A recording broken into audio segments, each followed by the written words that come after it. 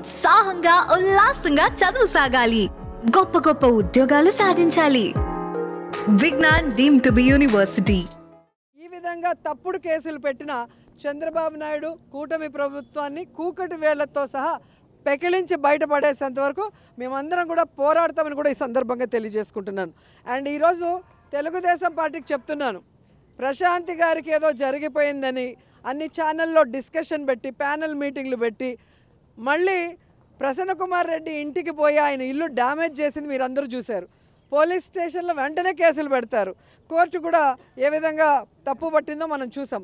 కానీ నా విషయంలో అంత వల్గర్గా మాట్లాడుతుంటే అదే ప్రశాంతి పెంచి పోషిస్తున్న ఆర్పి, అదే వేమిరెడ్డి గారు పెంచి పోషిస్తున్న ఆర్పి అన్ని రకాలుగా మాట్లాడుతుంటే ఎందుకు పోలీసులు కేసు పెట్టట్లేదు, కోర్టులో ఎందుకు సుమోటోగా తీసుకొని అలాంటి వాళ్ళకి బుద్ధి చెప్పట్లేదని నేను అడుగుతున్నాను.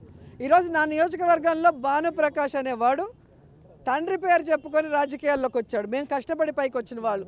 అలాంటి వాడితో కూడా లోకేష్ గారు నన్ను ఈరోజు మాట్లాడిస్తున్నారు. కాబట్టి ఈరోజు అధికారం ఉంది కదా అని ఎగిరెగిరి పడితే రాబోయే కాలంలో జగనన్న ముఖ్యమంత్రి అయిన తర్వాత ఎగిరెగిరి పడిన వాళ్ళని ఎగరేసి తంతామని కూడా ఈ సందర్భంగా తెలియజేసుకుంటున్నాను.